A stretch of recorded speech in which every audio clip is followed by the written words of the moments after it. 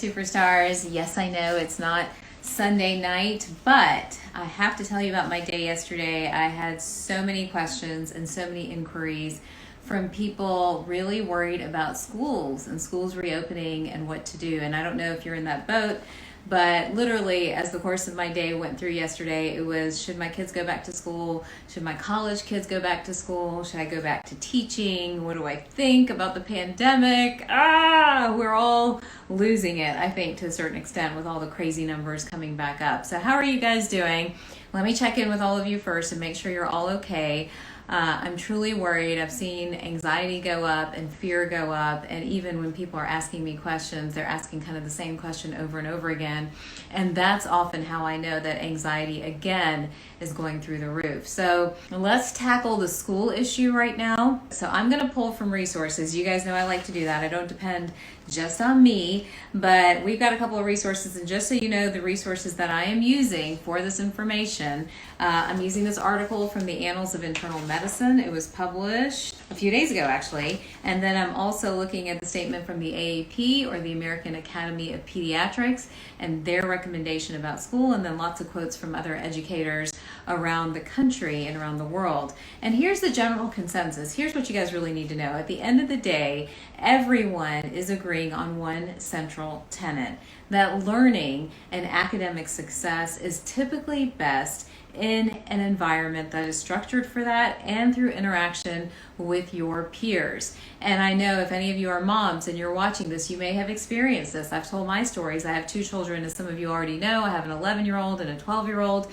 The 11-year-old boy, is the life of the classroom, loves to laugh and joke and all this other stuff, and learns that way, loves to exert his charisma and his leadership and all that other stuff. And when we put him behind Zoom and in front of a computer, it's almost like the lights went out, guys. It was really sad. And to the point that I noticed it, I've started to call it tech face, where you get kind of this puffy look and you can tell someone's been sitting too long, probably what I look like at the end of a long day. But anyhow, he had that tech look.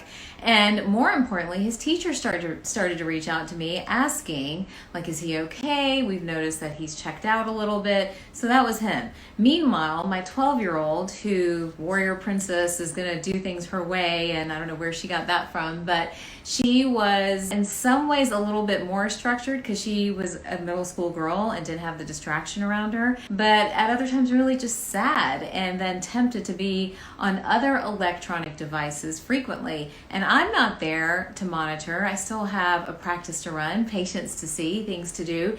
And so she didn't really have great supervision. And I feel like we lost time and we lost resources with the two children by both of them not being in a structured classroom environment. So what do we do? What's the right answer? And here is where everybody is landing. Schools need to reopen, guys. I know you guys are scared. I know you're concerned about what the future is looking like. We have a pandemic, all that other good stuff, but the schools need to reopen. Now, does that mean they reopen with everyone rushing back in and without any precautions or any sort of checks and balances? Absolutely not. And so many places are trying to do exactly that. But here's the argument for school reopening. There's already evidence, according to the American Academy of Pediatrics, about the negative impacts on children because of the school closures in the spring of 2020. Lengthy time away from school and the associated interruption of supportive services results in social isolation, making it difficult for schools to identify and address learning deficits, as well as child or adolescent physical and sexual abuse, substance use, depression, and suicidal ideation. This places our children and our adolescents at risk for morbidity and, in some cases, mortality or death. Beyond the educational impact and social impact of school closures, there has been substantial impact on food security and physical activity of children and families, which, by the way, he's not here right now, so I can say this. I mean, my son did gain weight through this as well, having to sit at home and sit on a couch and do Zoom all day. So again, there are layers to this pandemic. There are multiple concerns. And I think that we all have to understand that when we are talking about COVID now, we're not talking about getting rid of COVID. COVID is here and it's going to be here for a period of time. What we are talking about in the conversations we should be having is how do we mitigate the risk for someone to get COVID and the risk for them to get very sick if they get COVID. Those are the two conversations we really should be having and having a discussion around, not the fear-based ones of everyone's going to die or the hospitals are going to collapse or all these other crazy things are going to happen. But more importantly, understanding that COVID is here, how do we mitigate the risk and how do we prevent ourselves from getting super sick if we get exposed? Those are the two things I want you guys to ask yourself over and over again.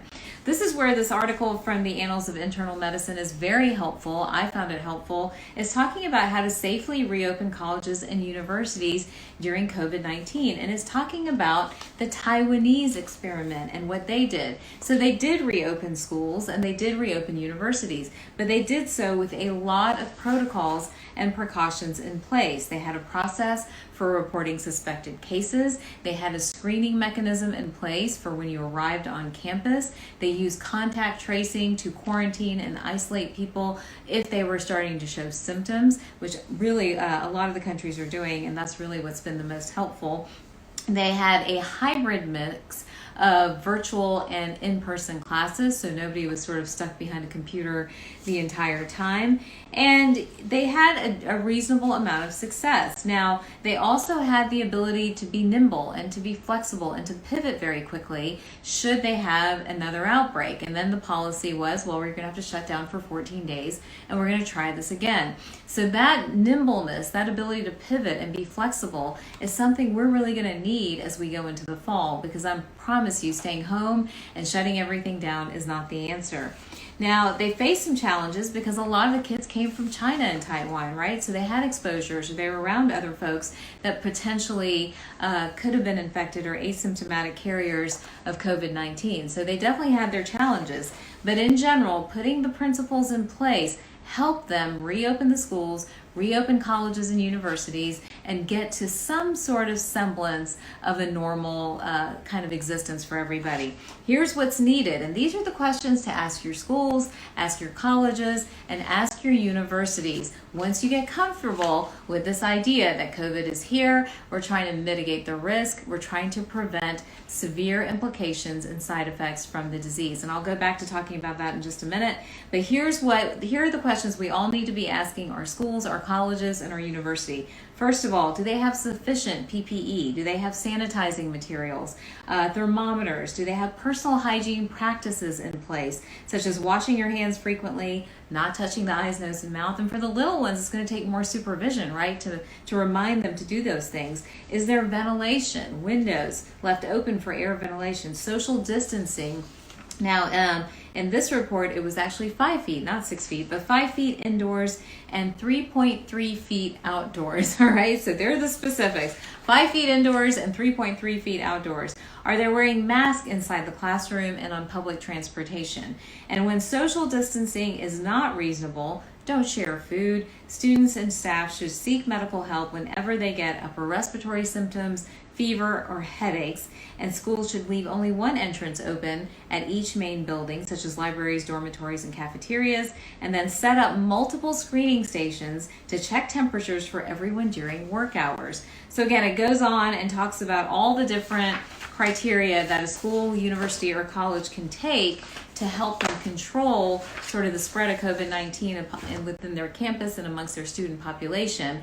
Other schools have come out. I don't know if you saw that report. Harvard, Princeton, I think I saw something about Georgetown, all coming up with hybrid models where they're allowing maybe the freshmen to come on campus, but not the rest of the college students. They're providing some tuition breaks. Princeton, for the first time in its history, provided a tuition break, whereas only allowing, like, I think 40% of its campus or students to come back onto campus. So I think everyone's trying to be, creative, responsible, but at the same time get these kids back in school. I really feel for, I don't know if any of you have, a senior in high school or a freshman in college, or kids that are really starting important phases of their life and now have really had to put those things on hold and try to figure out a different way forward. So I feel like it's such a tough time for everybody, but we do want these guys back in school, and we really do want them, learning in an academic environment where they can learn from each other, because at the end of the day, we can all memorize textbooks, right? We can memorize till we go blue in the face, and we can learn in isolation, but true learning and the development of the brain happens with this. It happens with interaction. It happens with communication and emotion. So much learning is emotional. It's not all just intellectual, like memorized from A to B. So I think keep that in mind when you're thinking about whether we should or should not send our children back to school. My vote is yes, but with responsibility, making sure schools and universities have put the proper sort of precautions into place. And if they have, then that's the reason, that's a yes in terms of them going back to school. Now that's the school environment: temperature checks, screening stations, one entry, enough PPE, enough hand sanitizers, wearing masks indoors, social distancing, to a little bit of a lesser extent outdoors. Those are some of the general rules and precautions for the school. But for all of you that are parents, remember, there's a lot you can do to help your children's immune system. And so that's everything from making sure they sleep consistently, getting rid of the sugar in the household so that that doesn't deplete the immune system further, make those boogers drink at least one green smoothie every single day. That ups the antioxidant load, that helps to get a lot of healthy nutrients in them, that helps that T-cell mediated immunity that we've been talking about so much, and helps to keep them well. So all of these are really important principles. Optimizing D, A, C, and zinc. We've talked about that before. And then giving them astragalus. And we can give astragalus as young as 5 or 6 years of age. It's just the dose that shifts or changes. So for some children, they need just around 100 milligrams of astragalus, the younger ones. As they get older, they can do 250 milligrams, and then the adults, of course, 500 milligrams. And many children are of an adult weight. That's when those adult doses of astragalus are safe. So if your child weighs, over 90 pounds or so, then they can take a regular adult dose of astragalus daily. But the minute they feel bad or look bad, you want to up that to 3 times a day. It's good to build our immune system, absolutely. Is everybody out there working on it? You have all the resources. Download my immune guide. It's on the website. It's a free resource. Teaches you all about what to do to protect your immune system, what you need to be thinking about, and more. And then we've got on the Dr. Taz site, we've got some different options for immune support, including the Defender, which is a mix of astragalus, C, and zinc. So check that out as well as an option. There are other options as well, as you know, but those are the key ingredients that I'm interested in when we're talking about preventing COVID-19. All right, I'm hoping I won't have to talk about COVID forever. I'll jump back on later in the week. We've got some great studies, like, does motherhood override our brain's decision making? That's a good one, right, for all of us moms out there. And how probiotics alone or combined with prebiotics may help depression. I want to talk about those down the road. And then how many of you have been thinking about IVF and thinking that that ultimately is the answer to your fertility issue? Well, it's not. So more on that coming up in my next live, and I'll announce that date. It'll probably be Friday, but we'll go through the week studies and the headlines and talk about what's new. And we'll probably be talking about COVID again. I know you're so tired of it. I'm so sorry. But let's get rid of the fear. Seeing a lot of fear, hearing a lot of fear. Let's slowly get rid of the fear and really focus on the fact that we as a planet and a community are going to heal, and we're going to heal ourselves as we heal our country at the same time. All right, I'm thinking about all of you. Okay, last question. What about vitamin D? Yes, yes, yes to vitamin D. I love vitamin D. Study after study talking about vitamin D and how important vitamin D is for this particular virus and in general in terms of helping your immune system. Now, here's the challenge with vitamin D. Many of you say, well, I go out in the sun, so I absorb lots of vitamin D. Well, if you're pigmented like me, I was just in the sun, you can probably tell with all my burntness everywhere, but we don't convert it as well. We have a lot harder time converting the active form of vitamin D that we need for the immune system. So many people that have skin pigment of any kind, African Americans, East Indians, Spanish, Latin, all that other stuff, we run around low in vitamin D. So yes, please take vitamin D at least 2,000 units. And if you know you're low, bump it up to 5,000. That is one that you can take up to 3 times a day when you start to get sick for a limited time, maybe for 72 hours up to a week, not much longer than that. So yes, yes, yes to vitamin D. All right, no other questions, and I am going to jump off. I hope you guys all have a great rest of the day. Keep your eye out. I'll be posting the podcast episode soon, along with other YouTube videos, so you guys can check all those great resources out, all to help you stay healthy, stay well, and stay superpowered. I'll talk to you soon. Take care.